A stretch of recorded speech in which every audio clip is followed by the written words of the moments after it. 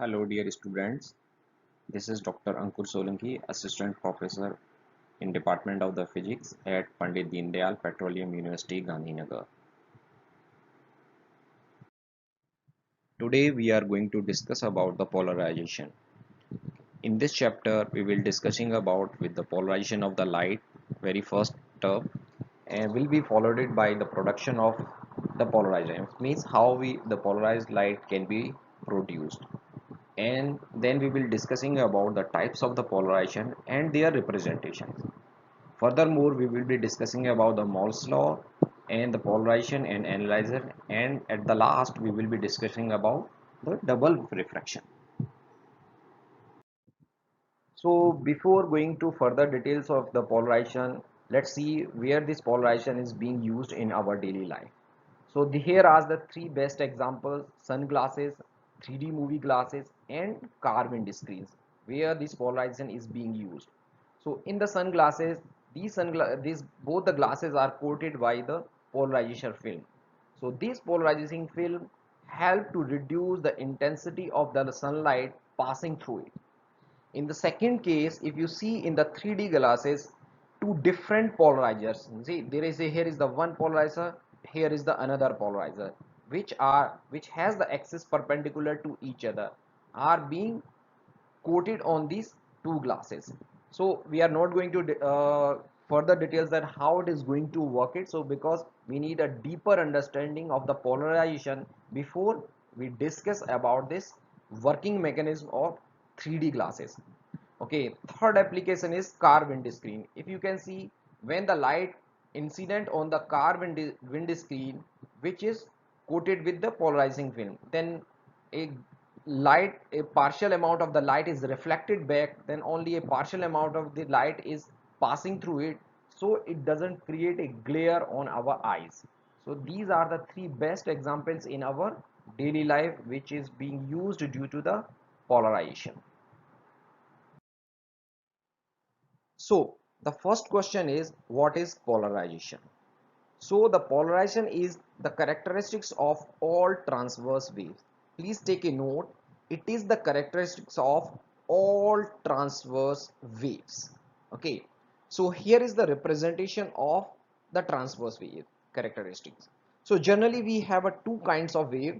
One is longitudinal waves, another is transverse waves.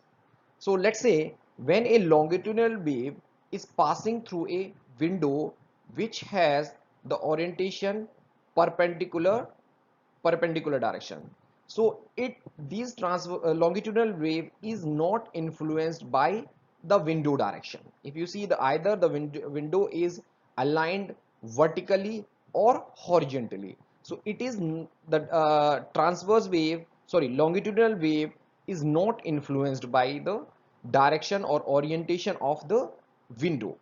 While if we are talking about the transverse wave, when the oscillation in the transverse waves, if you can see here the oscillation is aligned in the direction of the window, then what happens? These oscillation can easily transmit through it. While if the direction of these oscillation is aligned perpendicular to the direction of the window, then what will happen? These oscillations will be completely blocked out and the transmitted waves will be zero almost. Okay, so there will not be any transmission in these transverse waves. So this is the difference between the longitudinal wave and transverse wave. So you can see, I just repeat one more time, the longitudinal wave is not influenced by the orientation of the window, while the transverse wave is completely influenced by the direction or orientation of the window. So what is the characteristics of polarization? So if we see here point by points here, the interference and diffraction enables us to determine the wavelength, but they do not give any information about the character of the waves, such as transverse, longitudinal, or linear, circular, or elliptical. That's true. When we studied about that interference and diffraction, we didn't assume or we didn't consider whether these are transverse wave or longitudinal wave or they are polarized wave in terms of the linear or circular. Okay. Second, the existence of preferential direction for a transverse wave leads to the characteristics phenomena known as polarization. This is the same thing just we have discussed. So polarization is just characteristics of uh, transverse waves. Okay. Then third is the polarization is not found with longitudinal wave as they do not possess a directional properties. So these, because these remain these waves, it means longitudinal wave does not have directional properties. That means these waves cannot be polarized. So their polarization properties cannot be determined because they don't have oscillation. And final points, if in a transverse wave the direction of the oscillation at all points are strictly confined to the same single plane, the wave is said to be polarized. It means when the transverse waves, the direction of the oscillation will be aligned either vertically or horizontally, but remain, take a note, it should be only in the single plane, then this wave will be polarized wave, right? Okay, so now let's understand how the polarization of the light occurs.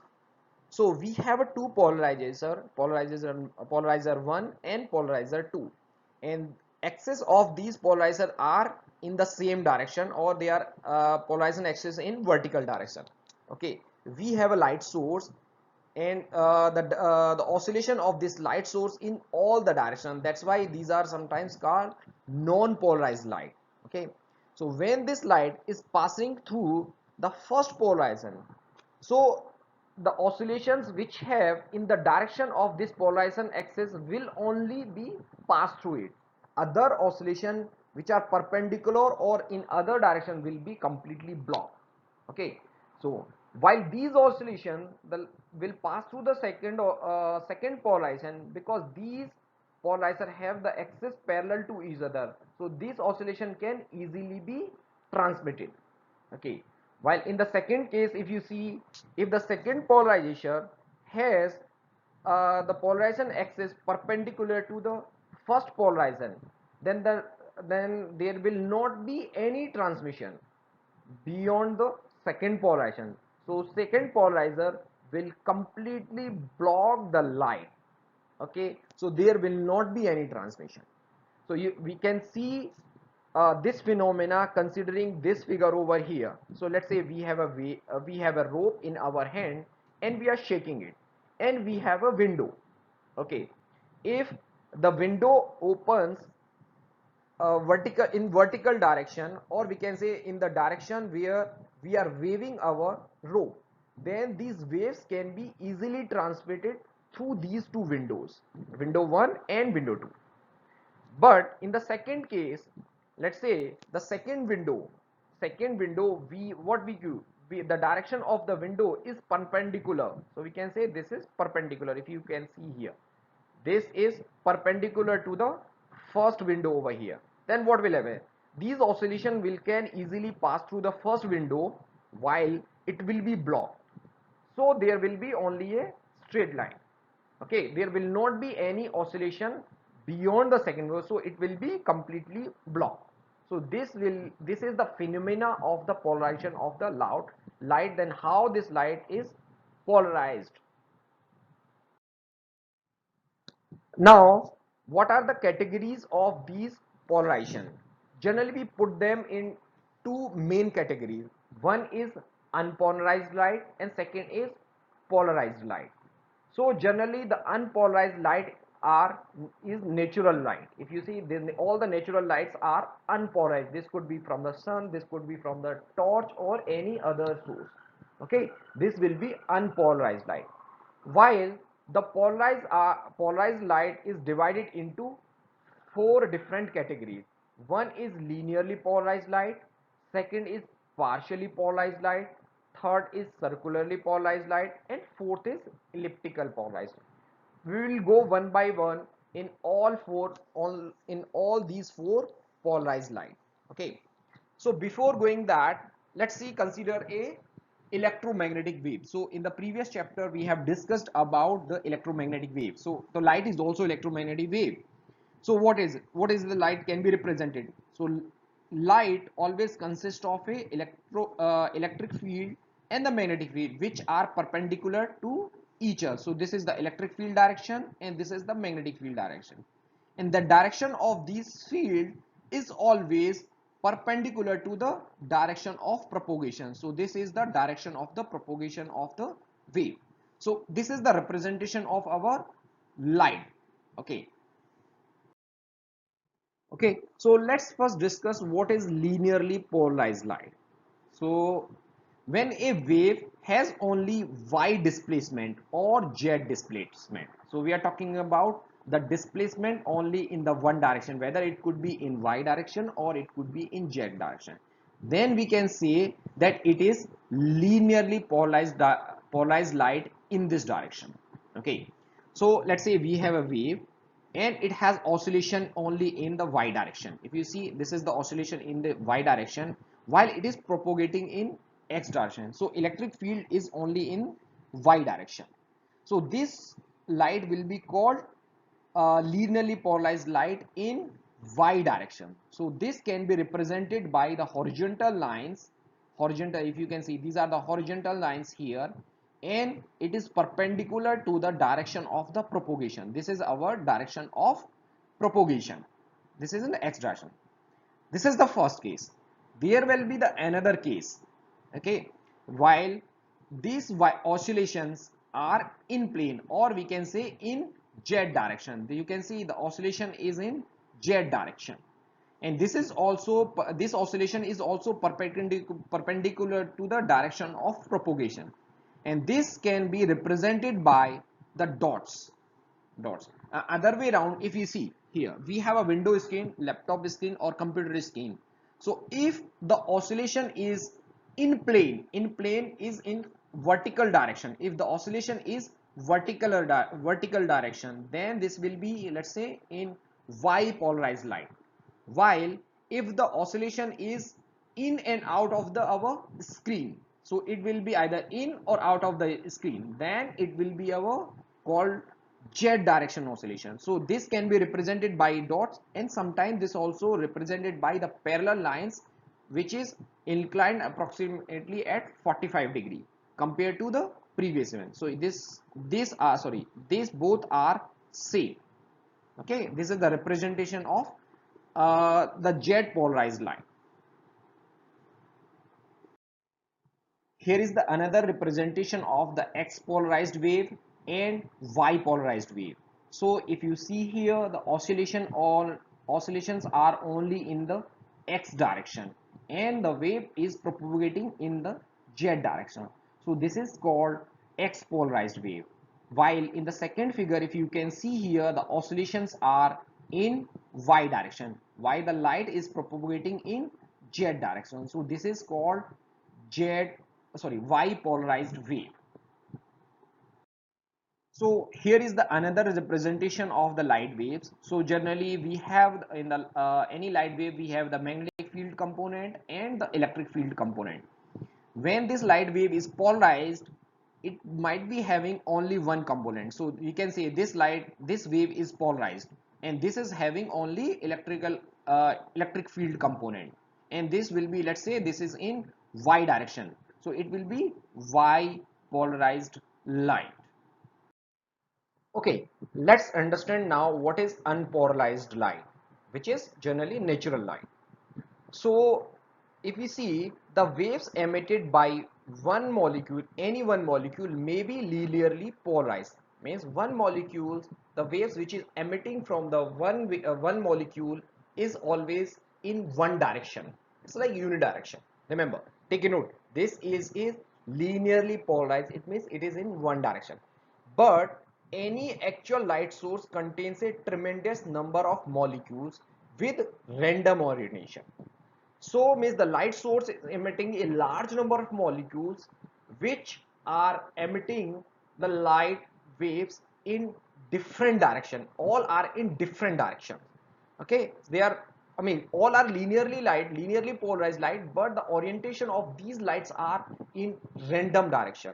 So what will happen? So the emitted light is a random mixture of waves, or we can say the mixture of linearly polarized waves. So we can say this is the mixture of linearly polarized wave. Take note, this is a mixture of linearly polarized waves in all possible transverse directions. So you need to take a note that this is the mixture of all linearly polarized waves in all possible transverse direction. Then it becomes unpolarized light, right? So this is the mixture of linearly polarized light in all possible different direction. Then it becomes unpolarized light. So here is the example of, you can see here, this the oscillations are represented in all random direction, in the all direction. Then it will be our linearly polarized, sorry, unpolarized light. So how it can be represented? It can be represented by in this way, where we have a linearly polarized light in, let's say, in y polarized light, then x polarized light, y polarized light plus x polarized light. So if naturally, if we see here, this will be almost unpolarized light, unpolarized or natural. So it's like a mixture of it. There is a second representation which we have, I mean, these lights are completely overlapped.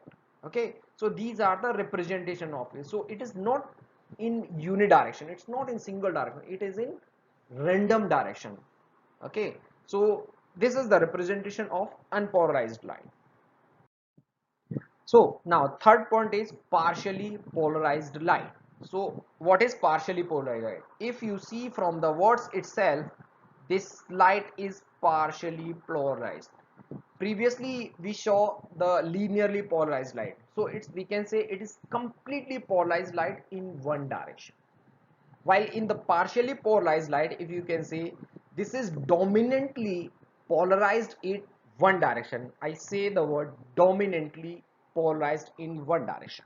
Okay, so we can say, in generally unpolarized light, vibration in one direction predominant over vibration in the other direction. So this is generally unpolarized light, but the vibration in one direction is predominant in the another direction. Then it will be become partially polarized light. Okay, so like natural light, it can be represented in the form of a superposition of two incoherent plane polarized waves having different amplitude and polarized in mutually orthogonal planes. So let's say here is the example. We can say this is obtained for the superposition of two incoherent plane polarized waves. So here, if you can see the first example, we have a two plane polarized wave. One is perpendicular, let's say in the x direction, which is dominated over here, and another is in y direction, if we say see here. Okay, so we are just assuming this is a perpendicular, so we, for a moment, let's say, don't represent the direction either x or y. So this is are in perpendicular direction to each other. But if you can see, these are dominated by one direction. If you see, these are dominated by another. That's the second case over here. Then first case is dominating, first part is dominating in the one direction, is dominating to the other direction. So these kind of the light is called partially polarized light, where we can say the what again we can say, let's say the vertical vibration is dominating to the horizontal vibration light, vibrating waves. Okay, so these are called linearly polarized light. Generally, unaided human eyes, means naked human lights, cannot detect the difference between partially polarized light and natural or unpolarized light. So we need some instrument or some glasses to detect this kind of the polarized light. Now let's discuss about the circular and elliptical polarized light. Okay, first we go to the circular polarized. Let's say we have a coherent light waves which has the component Ex and Ey which are equal in magnitude. Take a note, these are equal in magnitude but differ in the phase by 90 degree. So these are equal in magnitude and differ in phase by 90 degree. So what happened when the such two waves superpose, the magnitude of the resultant vector E stay constant. Okay, stay constant because they are equal in magnitude and differ by 90 degree, but rotates about the direction of propagation such that it goes on the sweeping a circular helix. It appears on a circular helix in space during the course of propagation. So when it's propagating, the waves is propagating, this kind of the waves is propagating their vector propagation, or it forms a circular helix. You can see the circular helix. So this kind of light is said to be circular polarized light. So here is the representation of the circularly polarized light. So here you can see here the how it is propagating. The z-axis is the propagation direction of the circular polarized light, and if you see the helix direction, so helix is following a path of circle. So this is following a path of circle. So this is called circular polarized light. Now elliptical polarized light, this is the final category of the polarized light. So this is the elliptical polarized lights. You can see from the words itself it should be elliptical polarized light. So the case is slightly different. What happens in that case? Suppose the coherent plane polarized light waves Ex and Ey, which are polarized in mutually perpendicular planes, that's correct, is the same, which is should be at 90-degree phase difference. So these are mutually perpendicular. But what will happen? Magnitude of both waves are not equal, and also they slightly differ in phase.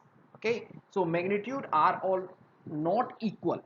Okay, in that case what? So when these two waves superimpose, the magnitude of their resultant vector E changes in time, and the vector E also rotates about the direction of propagation. The tip of the vector E sweeps flatten helix in the space, so that the pattern will be elliptical in that case, and it traces an ellipse in the plane perpendicular to the ray of propagation. It's similarly as the case of the circularly polarized light, but what's happened? There is a difference between the magnitude of the Ex and Ey is different. That's the main point over here to be noted. Here are few links for the further details of the polarization of light. You guys can go through it. Now, second part of this chapter is how to get the polarized light. So there are three different ways to get the polarized light. One is by getting the polarized by Polaroid. Second is by reflection phenomena, and third is by fringence phenomena. So there are three different ways. Let's discuss them one by one. Okay, so let's consider the first case, the polarization by Polaroid. So let's say we have a Polaroid where the direction of the polarization is vertical direction. So I just represent this like vertical direction. Let's say this is my y direction and this is my x direction here. So this is the vertical. So this is in the y direction. Polarization x is in y direction. Okay. So the second case, when the natural lights, which is unpolarized light, falls on this polarizer, so what will happen? Because this is the natural polarized light, so it means the direction of the polarization is in all directions. It's polarizing in all the direction. Okay, so what will happen? The light, the linearly we will get the linearly polarized light only, which has the oscillation in y direction only, right? Other direction will be completely blocked. Okay, and let's say the intensity of the light initially, it means before the polarization is I0, then the amount of the intensity of the light we will get it after the first polarizer will be I0 by T. So it will be reduced by 50%. Okay, because the 50% light will be blocked due to the, because the polarization is in only in one direction. Okay, So let's say we have another polarization, we rotate it at certain angle, let's say we rotate it at certain angle theta. So let's consider how much will be the intensity passing through the second polarization. Okay. So this, I mean, after the second polarization, what will be? We can get it from the Mole's law. So what the Mole's law says? It says if the intensity of the incident polarized light is I0, okay, and the polarizing axis makes an angle phi with the displacement of the incident light. Take a note, this is the angle with the incident light. The intensity of the light transmitted through the polarizer is I0 cos square phi. This will be intensity passing through the polarizer. So how we can represent it? Let's say we have intensity I0 which is proportional to or equal to E0 square passing through a first polarization, and let's say this is our polarization axis, and okay, this is our incident light direction, and while this is our polarizing direction, okay, direction of the point, and it makes the angle phi. Okay. So the lights which has the component only parallel to the polarizing axis will be passing through it, so it is passing through it. Okay, and the intensity of this light can be represented by I0 cos square phi. Okay, that's the representation of. Okay, let's see. The polarizing filter can always absorb one of the polarized component and transmit the components that is polarized parallel to a certain axis always. And in that case, it is called the polarizing axis. And the transmitted light is or intensity is always proportional to cos square phi. For generally a natural light, these terms, these values will convert it to 1 by 2. This is in the case of natural light. So how we can represent it? Let's say the first case. This is our first case where we have a polarizer over here. Okay, and we have another natural light source. Okay, so natural light source, when the amount of the light intensity passing through this polarizer will always be 50% of the incident light. Take a note this. While in the second case, let's say the incident light angle axis, or we can say the incident light makes an angle phi with the polarization axis. So what will happen? The transmitted light will always be equal to I0 cos square theta. Sorry, if they are making the angle theta, take a note. So here it is the natural light, incident is the natural light, while in that case it is the polarized light, but it is making a certain angle theta with the polarization axis. So what will happen in that case? In that case, the light which is passing through this polarizer will be equal to I0 cos square theta. Okay, if the incident light here it is I0, take a note that it should be I0 here, here it will be I0 cos square theta. While let's say if I is here, then it will be I0 by 2 here. Okay, let's take an example here. The natural light has an intensity I0. Find the intensity transmitted by the second polarizer if the angle between the axis of the two filters is 30 degree. Okay, so let's say we have intensity I0. It is falling on the first polarizer, and the amount of the light or intensity of the light passing through the first polarizer is I0 by 2, because this is the natural light. Okay, then let's say the second polarizer axis is making an angle 30 degree, which is given over here. It makes an angle 30 degree with the incident light. Okay, then how much will be light passing on? So if we apply the Malus law, so what it will be? I is equal to I0 by 2. So this is the incident light for this polarizer into multiplied by cos square 30. So this will be 3I0 by 8. So this is our correct answer. Okay. So I hope it's clear to you all. So here we have a second example. Let's say the incident light is a mixture of natural light with intensity I1 and linearly polarized light with intensity I2. Find the transmitted intensity by the second polarizer. So it's saying this is the mixture of natural light with intensity I1 and I2. It means the light is partially polarized light. Okay, so it is incident on a polarizer 1 at an angle alpha, because this is the partially polarizer. We are assuming it is making an angle phi alpha. Okay, so let's say assume here, then how much will be the intensity passing through the first polarizer?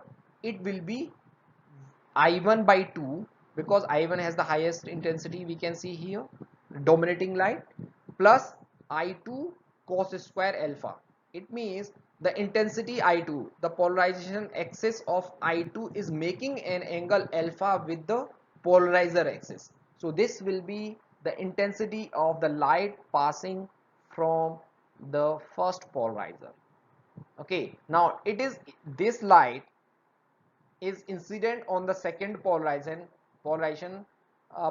and makes an angle beta.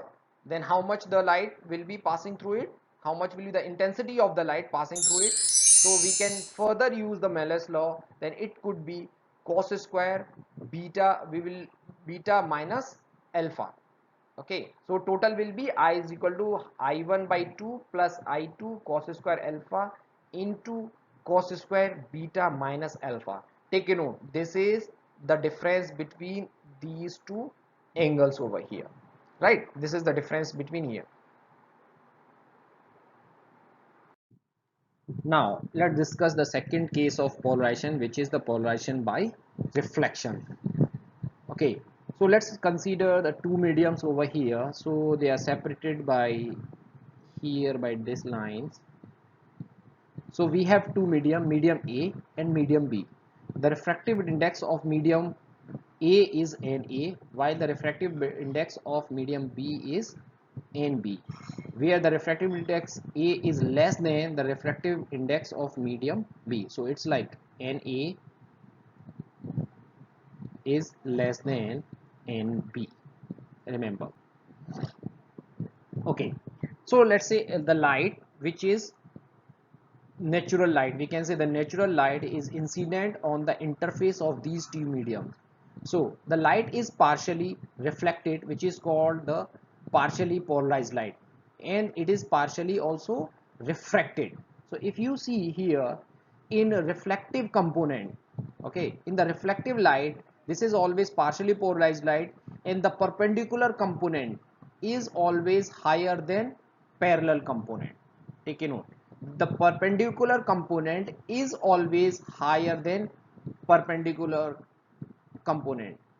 Okay, while in the other case, if you see in the reflected light, which is always the light which has the component parallel is always greater than the component which is perpendicular. So these are two opposite case. So this is called the reflection of, or we can say the polarization of light by reflection. Okay, so there are two different cases over here. If you see at one angle of incidence, which is generally called the polarizing angle. So what will happen at the polarizing angle? The light which is reflected back will be completely polarized light, which having the component in perpendicular direction, while the light which is reflected back is partially polarized, having the component parallel component greater than perpendicular component. Please take a note that. So in this case, at the polarizing angle, when the theta p is equal to the polarization angle, okay, of this material, of these two mediums, then what will happen? The reflected light, this reflected light will be completely polarized. In the first case, if you see here in the first case, it was partially polarized when theta b was not polarizing angle, but once it is reached to the polarizing angle, the reflected light will be completely polarized light. while the refractive light remains unaffected. Okay, it won't be changed. So let's discuss what is the Brewster law. So this law is named on the scientist Brewster. So he discovered that when theta p is equal to the polarizing angle, take a note, when it is equal to the polarizing angle, the reflected ray and the refracted ray are perpendicular to each other. It means when the incident angle is equal to the polarizing angle, then both refracted light and refracted ray and reflected ray will make 90-degree to each other. So what we can see here, this is my incident light here, okay, and it is incidenting at polarization angle theta p, right? When okay, when the this is my reflected ray and this is my refracted ray, so when it is equal to the polarizing angle, the angle between these two will be 90 degree. So this angle will be 90 degree here, right? So from the polarizing angle, from the polarizing angle concept, we can say this will be sine theta b will equal to the cos theta p, and you are aware of it. Okay, how it can be, because this, in that case what will happen, this is equal to theta p, sorry, 90 degree, then theta b plus theta p will equal to 90 degree again, because total is 180 degree, right?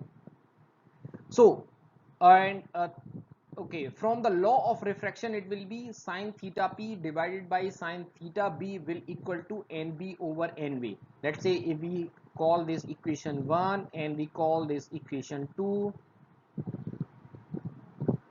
and if we divide the equation, if we divide these equations, so what is going to happen, we divide the equation 2 by equation 1, okay, or what we can not dividing, what we can do, we just push sine theta, we put it this value over here, we put the value from here. So what will happen, this will give us tan theta p is equal to nb over na. This is Brewster's law, right? This will be Brewster's law. Okay, let's discuss further. So from the previous slides, we have seen in reflected light, it is completely polarized, okay, in perpendicular direction, while the refractive light having the parallel component greater than perpendicular component, and it is partially polarized. And another case is that the reflected light makes a angle 90 degree from the refractive light. So these are perpendicular to each other. These are perpendicular to each other. Correct. So now the question is, what is the difference between the critical angle and Brewster angle? Okay, Brewster angle, and this phenomena is sometimes also called internal reflection. So we are talking about the internal reflection now. So let's consider this figure over here. We have a medium 1 which has the refractive index n1, and we have a medium 2 which has the refractive index n2, and the refractive index of medium n1 is greater than the refractive index of medium n2. Take a note, the refractive index n1 is greater than n2, right? When the light is incident from the higher refractive index medium and it lies at an angle theta, let's say this is lying at an angle theta, then what happens, the partial light is reflected back and partial it is refracted. When we keep changing the incident angle, then at certain angle what happens, the refracted light start returning back to the same medium. Okay, it start reflecting back to the same medium, it doesn't go to the another medium. So this component is crossed, so there is no more component.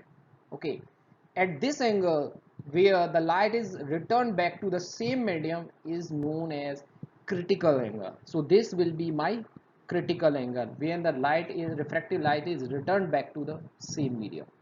Okay, so this can be represented by, this critical angle can be represented by the equation sine theta is equal to n2 by n1. You can easily drive it considering the equation from the previous figures as well. Okay, And if we compare it by the Brewster angle, so Brewster angle can be defined by this equations. Then tan theta is equal to n1 over n2 here. So please take a note here. Here is the difference. This is the sine theta. It will be n2 over n1, while tan theta will be n1 over n2 here. So hope it would be clear to you all. So this is the best example of the polarization by reflection. If here we see the two images, first image is taken by a camera using without any polarizing filters, while the second image here is taken by the camera having the polarization filter on the lenses. So if the image is taken without polarizing filter, what happens? The picture becomes quite glary because of the reflection of the light from the images or from the source images. But once the polarizing filter is being used on the camera lenses, so what happens is suppress the reflection, or it block the reflected light from the sources of the images, and the pictures becomes quite clear. So glare has been suppressed as significantly by the polarization filter on the camera lenses. So this is the one of the best example. So there might be lot of practical examples in our daily life where the polarization by the reflection is reduce the glaring of the light. So now this is the final method of light polarization by bifringes. So this is by bifringes. So what is the bifringes material? These are the material which generally have two different refractive index. Take a note, it should have a different refractive index in different direction of propagation. Okay, so here is the one best example is calcite crystal. Okay, once once a polarized, like plain polarized light is incident on the calcite crystal, so what happened, it is splitted in two different direction. So it will be incident in, it will be splitted in two different direction. Generally the light which is propagating in the direction of incident light, when it is propagating in the direction of the incident light, will be called the ordinary ray. This is called the ordinary. And while the other ray which is deviating, which is slightly deviating from the incident direction, will be known as extraordinary ray. This will be, take a note that there is a drastic difference over here. The oscillation between these two waves, between these two splitted rays, are perpendicular to each other. Once let's say the ordinary rays having the oscillation or vibration in y direction, then the oscillation in extraordinary ray will be in z direction. So these will be perpendicular to each other. But there is, here is a one another extra properties for these crystal. Then after coming out from the crystal, both rays are perpendicular to each other. You can see these rays are perpendicular to each other. This is one of the properties of calcite crystal. So when the light, like plane polarized light or linearly polarized light incident on a crystal, it is splitted into two different rays which will be extraordinary and ordinary. Ordinary rays is always in the direction of incident right ray, while the refracted, another refracted ray will be our extraordinary, and the vibration or oscillation in between these two rays are perpendicular to each other. While once these rays are come out of the crystal, these two rays will be perpendicular to each other. Now there are two certain properties of this kind of the crystal. One is anisotropic. So these crystals are anisotropic. What does it mean by anisotropic? Means the properties in different direction of this material will be different, because this is double refracting index material. So the property, that's why this ray incident rays is split it into two different rays. But generally in ordinary glass it doesn't happen. It happens only in double refracting materials glasses. For example, these are calcite, one of the calcite crystal. And second is variable velocity. If you see, because this has a two refractive index, and refractive index is balance, we can say it refractive index will determine the velocity of light. So because it has the variable velocity or variable refracted index, the velocity of these rays will be different. Correct. So this is the polarization by bifringence. Okay. So in our daily life, every day we see the example of light polarization in the form of blue sky, in the form of blue sky and the red color of sun during the sunset and sunrise. And it occurs due to the scattering of the light. It means scattering also help to polarize the light. So how it is happens, we can see generally what is the first thing, what is the scattering? Scattering is bending of the light due to the some objects, that is okay. Generally what happens, we can see here the scattering is always inversely proportional to the lambda power 4, right? So it is inversely proportional, take a note, it is going to be lambda to the power 4, correct? So this scattering of the light occurs due to the atoms exist in atmosphere.